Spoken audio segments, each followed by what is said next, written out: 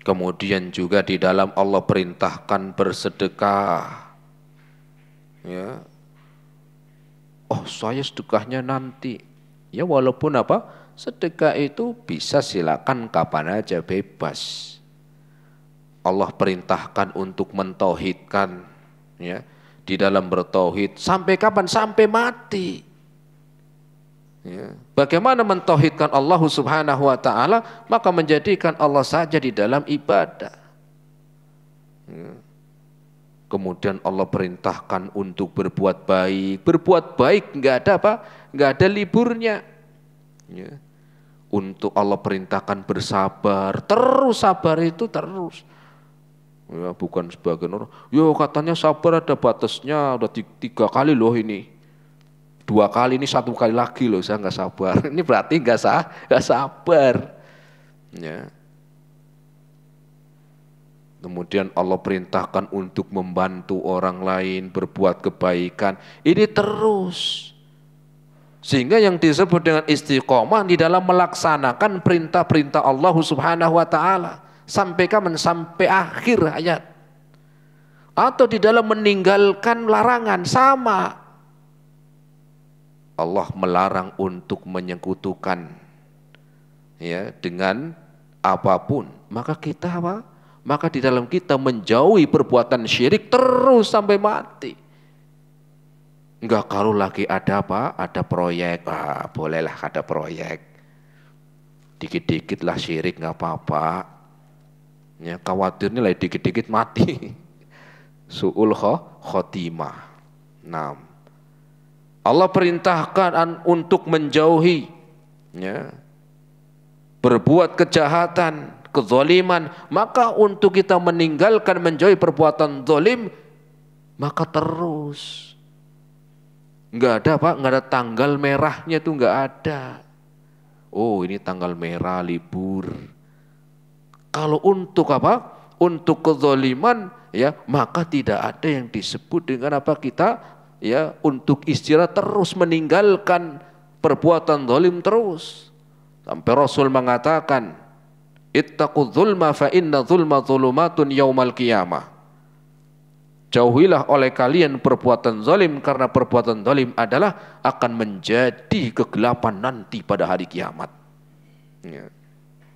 Allah merintahkan untuk menjauhi maksiat, maka berusaha terus untuk menjauhi maksiat sampai kapan? Sampai mati. Dan ini tidak mudah, ini yang disebut dengan istiqomah seperti itu, konsisten. Allah perintahkan untuk menjauhi menipu orang. Ya. Maka ketika kita meninggalkan meninggalkan perbuatan menipu manusia, maka terus Allah perintahkan jangan apa? Ya, jangan mencuri, maka tidak mencuri, menyolong terus. Bukan karena ini kan lagi ada kesempatan. Kapan lagi kalau enggak sekarang? Tobatnya nanti aja kalau udah tua. Bukan begitu. Ini kan sekarang masih ada jabatan lumayan. Ya dikit-dikit lah korupsi. Nah, ya, maka ini bukan apa? Bukan konsisten, jemaah. Kenapa? Dalam setiap keadaan. Saya nggak korupsi, kenapa? Lah memang saya nggak, bingung mau korupsi apa, nggak punya jabatan. Bukan begitu. Ini terpaksa namanya karena nggak ada yang mau dikorupsi. Ya. Allah apa? Memerintahkan untuk menjauhi, ya, perjudian. Maka menjauhi perjudian ya terus konsisten. Wa'bud rabbaka hatta ya'tiyakal yakin, istiqomah di atas agama Islam terus. Lah katanya dapatnya banyak, Tat. Kalau pasang 5.000 itu dapatnya berapa katanya? Ada yang tahu di sini? 350.000. Wah, panjenengan Pak. 3,5 juta. Oh gitu.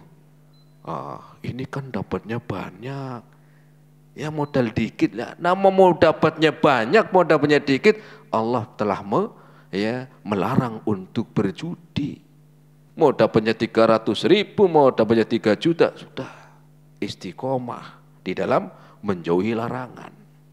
Ya. Bukan apa ini katanya nomornya ini mau keluar ini. Ya, yang mau keluar nomor sekian. Ya enggak begitu.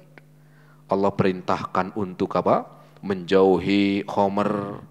Maka terus kali-kali lah nyicipin kayak apa? Enggak.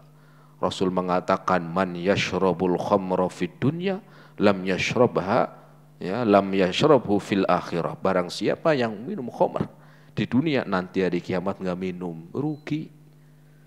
Ya. Berarti bukan berarti banyak yang dilarang. Ya banyak, lebih banyak yang dibolehkan, betul. Ya khamr dilarang tapi yang lebih banyak dibolehkan apa? Jauh lebih banyak, ada air putih, ada teh, ada sirup, ya, ada kopi, kan begitu macam-macam. Tinggal pilih, cuman satu dan itu kan sebagai apa? Bentuk kita itu istiqomah di atas ajaran agama Islam. Sampai itulah Nabi Yakub dan Nabi Ibrahim menasihati anaknya. Wala tamutunna illa wa antum muslimun. Jangan sekali-kali meninggal kecuali di atas istiqomah melaksanakan syarat Islam, begitu.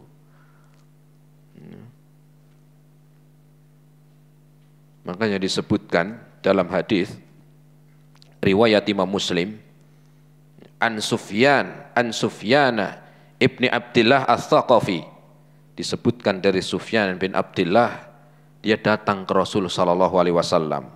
Faqultu ya Rasulullah kulli fil islami qaulan la as'alu anhu ahadan ba'dak. Ya Rasulullah, nasihatilah aku tentang Islam. Tentunya dia sudah masuk Islam. Ya. Tentang apa? Syariat Islam, seorang yang sudah di atas agama Islam, nasihati aku ya Rasul. Nasihat yang aku tidak nanya orang lain kecuali engkau ya Rasul. Yang aku tidak nanya-nanya lagi tentang nasihat ini kecuali kepada engkau. Ini menunjukkan nasihat yang sangat berharga. Maka Rasul mengatakan, Qul amantu billahi tsumma istaqim. Katakanlah aku beriman kepada Allah. Ya. Aku beriman kepada Allah Subhanahu wa taala. Aku telah di atas agama Islam, fastaqim, tsumma istaqim. Istiqomah, lurus, maju, jangan tengok-tengok, lanjut, begitu. Ya. Rasul menasihati demikian. Qul amantu billahi tsumma istaqim. Ya. Terus bagaimana? Seringkali kita itu kadang naik, kadang turun iman kita, kadang lagi semangat ngaji imannya bertambah, lagi males imannya berkurang. Ya namanya iman tetap, ya iman itu apa? Bertambah dan berkurang. Tentunya ketika apa? Berkurang jangan kebablasan, direm. Karena iman memang seringkali bertambah dengan ketaatan dan berkurang ketika bermaksiat. Maka apa? Jangan sampai kebablasan. Sampai kebablasannya itu ketika enggak direm di dalam ketaatan, dia lagi melemah terus sampai terakhir murtad. Itu paling apa? Itu yang paling berat. Ya, kebablasannya sudah apa? Sudah terlalu jauh. Ya. Padahal Allah sudah memberikan nikmat, tetapi karena tidak dijaga. Ya. Apa kiat-kiatnya? Disebutkan juga pertama, itu kiat menjalankan atau kiat istiqomah di dalam menjalankan ibadah hati. Ini yang pertama. Menjaga istiqomah ibadah hati. Jadi hati ini juga ini paling utama jemaah. Hati, menjaga hati untuk istiqomah. Ya. Bagaimana dengan menjaga hati untuk istiqomah? Pertama untuk terus mengenal Allah Subhanahu wa taala. Untuk terus mengenal Allahu Rabbul Alamin. Untuk terus belajar ilmu, untuk terus mengkaji Al-Qur'an, untuk terus belajar hadis Nabi SAW. Ini dengan apa? Dengan kita mengenal Allah Subhanahu wa taala. Makanya ada istilah wit ing tresno jalaran Soko apa? Kulino. Ya, kenapa? Karena adanya tidak, ya tidak kenal maka tidak sayang. Maknanya apa? Ketika kita tidak mengenal Allah Subhanahu wa taala, maka semakin jauh dari ketaatan. Maka jaga hati itu. Ya, untuk menjaga hati. Dengan apa itu? Di antaranya dengan kita ya meyakini Allah Subhanahu wa taala memiliki nama-nama yang indah. Allah mengenalkan kepada kita kan di antaranya lewat nama-namanya. Selain juga dari pengaturan alam, Allah mengenalkan kepada kita nama-namanya. Makanya kalau jenengan baca Al-Qur'an, perhatikan di setiap halaman itu pasti di sana ada nama-nama Allah. Apa tujuannya? Biar kita mengenal, biar kita tumbuh cinta kepada Allah Subhanahu wa taala. Bahkan dari awal Bismillahirrahmanirrahim itu sudah ada nama Allah berapa? Dengan nama Allah, ya ini disebutkan yang pertama Allah, kemudian apa? Ar-Rahman, Ar-Rahim. Allah Maha Pengasih lagi Maha Penyayang. Alhamdulillahirabbil alamin, disebutkan banyak nama Allah sampai setiap halaman. Ini nggak mungkin iseng-iseng tuh nggak ada. Ya, itu pastinya Allah ingin mengenalkan. Ya, bagi yang bersemangat ingin kenal maka harus yang kita kenal yang pertama adalah Allah Subhanahu wa taala. Kemudian juga dengan istiqomah di dalam ibadah hati, ikhlas. Karena orang ketika ibadah, kalau ikhlasnya ini kosong, ini nggak bakalan lama ibadahnya, nggak istiqomah. Ya. Karena apa? Jauh dari ikhlas. Apa itu ikhlas? Yang mengharapkan pahala dan ganjaran dari Allah, bukan sanjungan manusia. Tapi kalau orang beribadah itu mengharapkan pujian sanjungan atau agar diikuti, agar dipilih dan seterusnya, ini nggak lama, nggak istiqomah. Kenapa? Niatnya sudah salah. Datang ke masjid, sudah lihat kotak amal, mau masukin uang. Sebentar, ada yang lihat nggak nih? Kok nggak ada orang sih? Nanti ada orang baru datang, wah ini ada orang. Kalau ada yang muji senang, giliran nggak ada yang muji, kesel. Ya, kesel. Kenapa ini?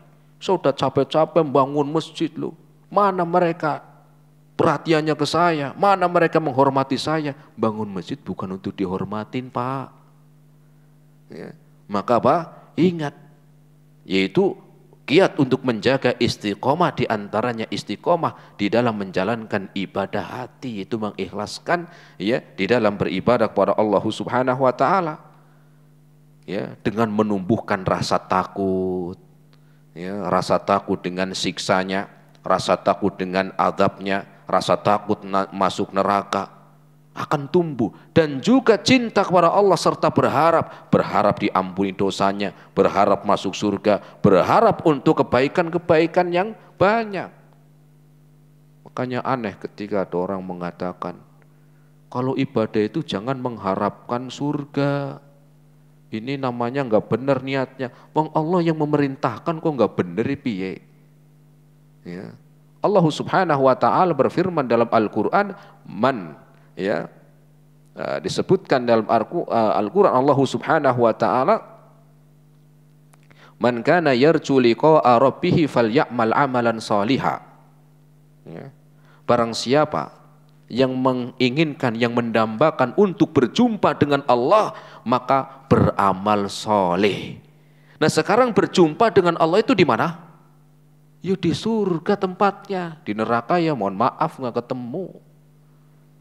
Ya, maka di antara harapan kita di dalam beramal soleh agar masuk surga, agar bisa berjumpa dengan Allah Subhanahu wa taala. Ya, karena berjumpa dengan Allah itu di surga. Maka kita diperintahkan di dalam beramal agar apa? Agar kita dimasukkan ke surga. Ya, kenapa Pak begini? Udah nggak perlu, saya pengen masuk surga, begitu. Ya, nggak usah peduli omongan orang. Ya, saya pengen masuk surga, hidup di dunia berapa lama? Ya, hidup di dunia mau berapa lama? Maka fokus. Ya. Maka hati ini perlu dijaga istiqomahnya. Ya. Kenapa? Karena yang lain mengikuti. Karena yang lain mengikuti. Nah, Rasul mengatakan inna fil jasadi mudghatan idza salahat salahal jasadu kulluh wa idza fasadat fasadal jasadu kulluh ala wahyal qalbu. Ketahuilah di dalam diri manusia, di dalam diri seseorang ada segumpal daging. Yang apabila segumpal daging ini baik, maka yang lain akan mengikuti baik. Dan ketika di dalam hati ini adalah buruk, rusak, maka akan rusak yang lainnya. Ala wahyal qalbu, ketahui itu adalah hati. Itu adalah hati.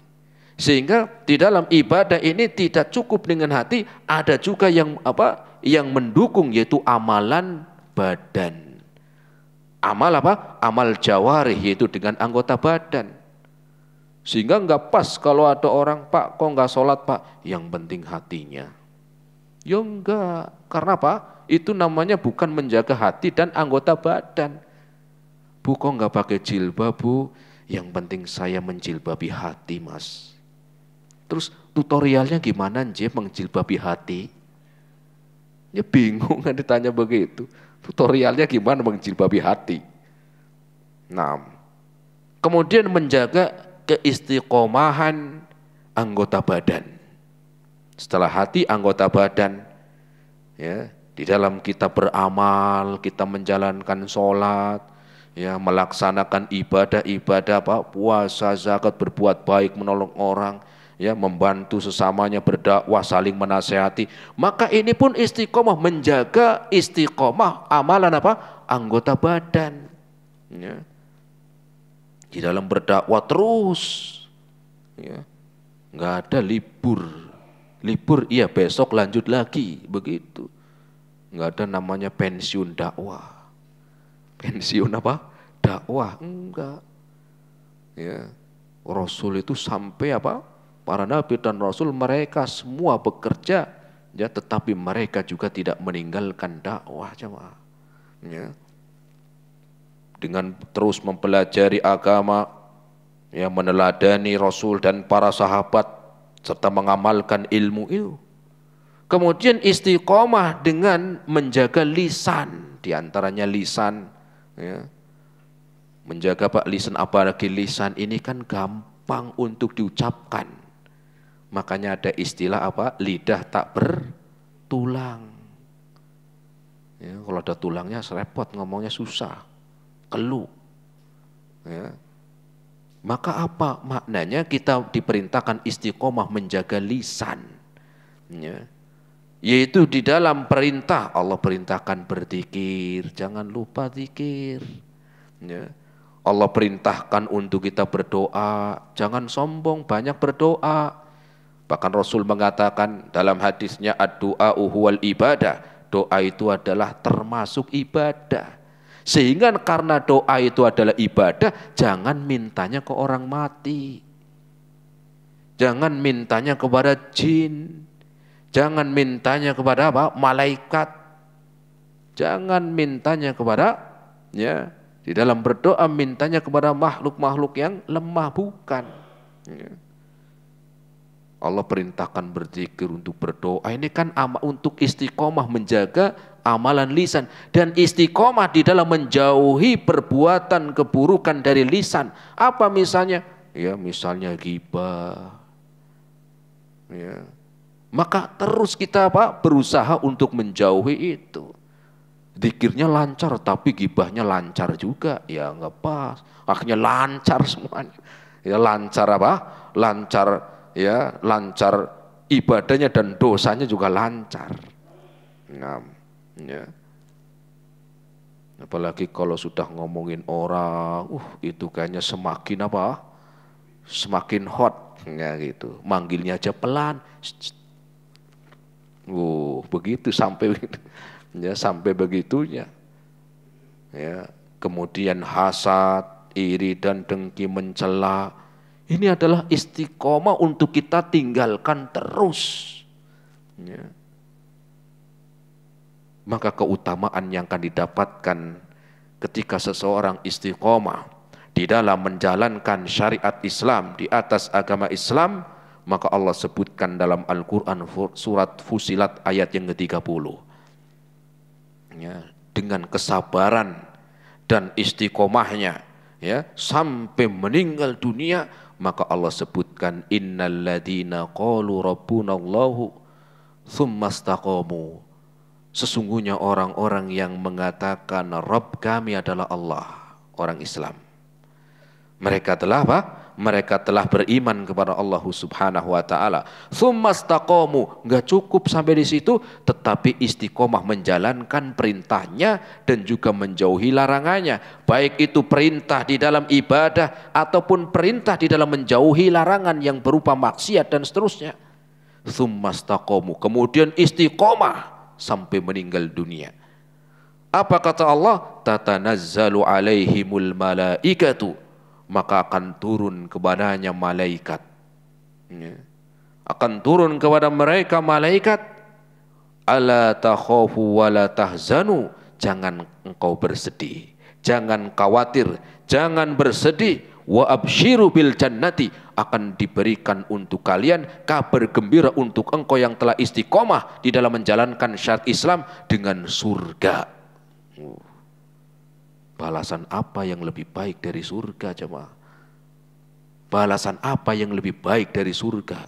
Dunia sementara dan sebentar, ya. Allati kuntum tu'adun, yang kalian dulu ya telah dijanjikan bagi orang-orang yang istiqomah di atas syariat Islam di dalam menjalankan perintah Allah Subhanahu wa taala dan ya di dalam menjauhi larangannya. Dengan itu ya semoga Allah Subhanahu wa taala memberikan kebaikan, memberikan istiqomah kepada kita semuanya, dan semoga Allah Subhanahu wa taala mengampuni dosa-dosa kita semuanya. Ini yang bisa kita sampaikan pada kesempatan sore hari ini. Semoga bermanfaat. Wa sallallahu ala nabiyyina Muhammad wa ala alihi wa ashabihi wa sallama tasliman katsira. Silakan kalau ada yang mau bertanya yang mungkin bisa dijawab. Bapak-bapak, ada yang mau bertanya? Kalau enggak ada ibu-ibu silakan. Ya, silakan Pak.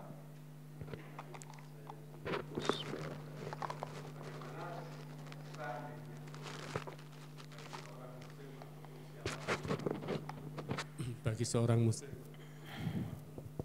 kalau ilmu itu belum sampai, artinya pengertian apapun itu dalam ranah keislaman, mereka belum tahu, lantas konsekuensinya apa. Jujur saja, misalkan sebagai seorang yang baru hijrah atau orang yang sudah hijrah atau boleh dikatakan mualaf, bagaimana konsekuensinya? Matur nuwun. Assalamualaikum. Ya, bagaimana kalau seandainya dakwah itu belum sampai? Maka dakwah ini belum sampai atau sudah sampai belum terima, ini kan beda. Anda yang dakwah ini ilmu sudah sampai, tetapi karena dia masih belum bisa menerima dengan alasan A, B, C, D, macam-macam, maka tentunya berbeda dengan seorang yang sama sekali belum pernah mendapatkan mendengar tentang agama Islam sama sekali. Maka ini tentunya berbeda. Adapun yang tadi hijrah berarti sudah ada. Ya. Kemudian yang keduanya bahwa ilmu ini, ilmu agama Islam ini sudah apa? Ya Allah yang menyebutkan, wa ma arsalnaka illa kafatan linnas, dan tidaklah aku mengutusmu wahai Muhammad itu apa? Sudah menyeluruh kepada umat ini. Ya. Maknanya apa? Manusia tahu.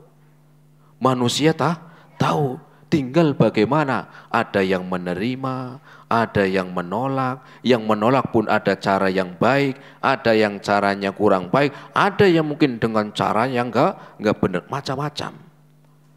Maka Jamaah rahimani Allah wa iyyakum jami'an, maka ilmu ini, ya dakwah ini, sebagaimana Allah katakan dalam Al-Quran tadi, wa ma arsalnaka illa kafatan linnas, bahwasanya ya ilmu ini Rasul telah diutus dengan apa? Menyeluruh untuk semua manusia. Dan hampir rata-rata ya mereka sudah mengetahui tentang agama Islam. Walaupun tinggal di negeri yang bukan negeri Islam pun mereka tahu, apalagi dengan hari ini yang sudah dengan cara-cara yang ya dimudahkan, ada HP, ada internet, ya, kemudian bisa mengakses macam-macam. Itu apa? Banyak. Ya, dengan berbagai macam cara jalan-jalan ya untuk mendapatkan agama ini, mendapatkan apa? Ajaran tuntunan agama Islam sangat mudah. Berbeda dengan mungkin seorang yang sama sekali nggak dapat karena tinggalnya di hutan sendirian. Mungkin dia yang nggak tahu sama sekali. Ya, maka Allah tidak menyiksa seorang yang memang benar nggak pernah tahu sama sekali. Misalnya tinggalnya di hutan sendirian, temannya singa misalnya. Tapi di mana sekarang pun ya sudah orang yang tinggalnya di hutan pun sudah bisa apa ya? Ya, intinya apa? Itulah ya dengan apa? Agama Islam telah apa? Telah menyeluruh. Tinggal bagaimana orang yang menerimanya. Allahu a'lam bishawab. Nah, silakan. Ustadz, ini ada pertanyaan di Instagram Balubait Semarang. Izin tanya Ustadz, jika sakit di rumah sakit karena kanker, jadi berdarah terus, apakah boleh sholat? Iya. Bagaimana ketika sakit, ya sakit di rumah sakit dan kanker ya? Ya maka sholat kata Rasul sallallahu alaihi wasallam dalam hadisnya, sallu qa'ima fa illam yastati fa qa'idan fa illam yastati fa ala janbin. Maka sholat semampunya. Kalau bisa berdiri walhamdulillah. Kalau nggak bisa dengan duduk. Kalau nggak bisa duduk dengan berbaring. Ya, sampai dengan terakhir seandainya ya semuanya nggak bisa dengan isyarat. Ya, dengan apa? Dengan isyarat. Ya. Karena apa? Niatnya sudah apa? Lagi melaksanakan sholat. Kemudian juga bagi yang sakit, barangkali di sana ada keluarga, maka keluarga mengingatkan, membantu, ya. Kalau nggak bisa berwudu untuk tayamum. Jadi agama Islam itu sangat mudah, jemaah.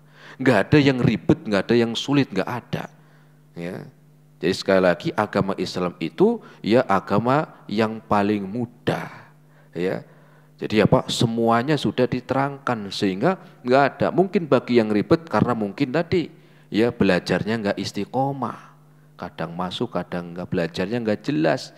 Karena belajar ilmu agama itu harusnya seperti tangga. Ada tahapan-tahapan.